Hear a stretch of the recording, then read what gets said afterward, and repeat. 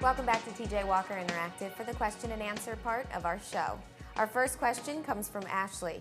She asks, what should you do when you're driving home after a radio or TV interview, live or taped, and you realized, for example, you spouted off some incorrect stats? Well, I think that you've got to really ask yourself, how significant was it? I mean, did you say that your favorite flavor of ice cream is chocolate and it's really pistachio? Is it something that's just not that important? Or did you say the revenues of my publicly traded company are $1 billion this year when it's actually only $5 million? If it's something that substantial, you need to be very aggressive about correcting the record. Now, if it's a live radio show, I might pull off the side of the road and call the host and say, hey, I just want to clarify something. I was listening to your show, and hosts love it when you say you were listening to the show, and I realized I misspoke. What I meant to say was, and then do the correction. If it's a relatively minor issue, or if it's a heavily edited show, let's say it's on NPR, and it's heavily edited and processed, what I would do is send an email right away stating, here's what happened, here's what I said, for the record, here is the information, and please share this with your listeners. I would do that. Here's another thing I would do. I would post that on my blog. That way, if anyone accuses you of misstating the facts, you can say, I corrected it right away, and I have proof.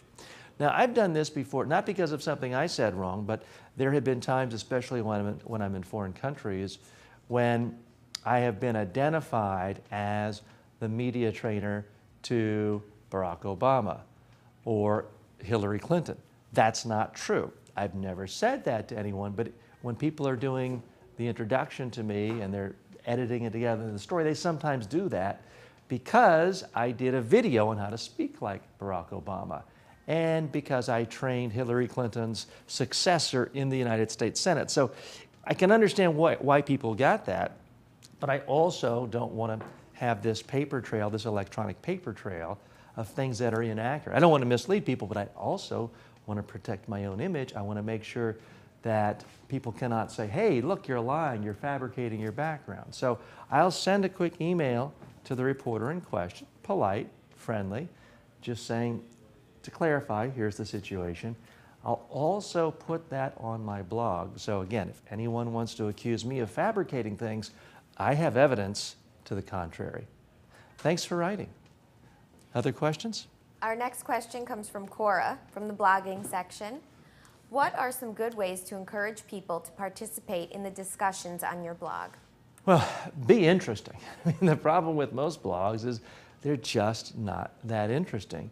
You've got to narrow your focus. If it's just you get up and stare at your navel and whatever you're talking about that day or thinking about, you may have a very difficult time engaging people. The other thing is try to reach out to people in a lot of different formats. A lot of times at tjwalker.com, we might not have that many comments on a post, but for any one post, I'm likely to do what I'm doing now, doing a video on it. The video goes on YouTube, and with a click of a button, any comment you have on YouTube will then also show up on your blog. And there's a sort of a party mentality. No one wants to go to a party if no one's there. If 1,000 people are there, everyone wants to go to the party. So if people see that there are comments on your blog, even if they originated from YouTube, they may want to react to one of those comments, and you can get discussion going back and forth. Good luck with your blog. TJ, our next question is also from Cora. Is all press good press? Oh no, huge, huge myth out there. A lot of people, a lot of brands can be destroyed with bad press. Look what happened to British Petroleum, not British Petroleum anymore, BP. They lost $50 billion in market cap, in part because of all the press they received, all the negative press they received, and all the mishandling after the oil spill last year. So no, not all press is good press. Now, it does vary from time to time on the individual in the story. So if, for example, if you're a political talk show host, you could almost argue that any press is good press because, look at, for example, Rush Limbaugh. He gets a lot of bad press, But he's not trying to appeal to everyone. He has 20 million listeners a week, but that's out of 300 million Americans. So if 95% of the country thinks he's an idiot, but 5% listen regularly, that's a huge, huge audience. And that's enough to make him hundreds of millions of dollars and wildly successful. If you're a politician, though, and you have to appeal to a majority of all voters plus one, a negative story can completely destroy your career. So don't panic if you ever receive any little criticism in the media, but don't take the attitude that all press is good press. It simply is not true. If you doubt me, just ask Mel Gibson how his career is doing.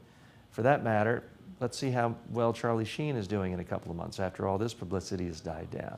I'm TJ Walker. Thanks for joining us. If you have questions and concerns about anything to do with public speaking, speaking to the media, crisis communications, post your questions right here or come back and see us live each day. I'm TJ Walker.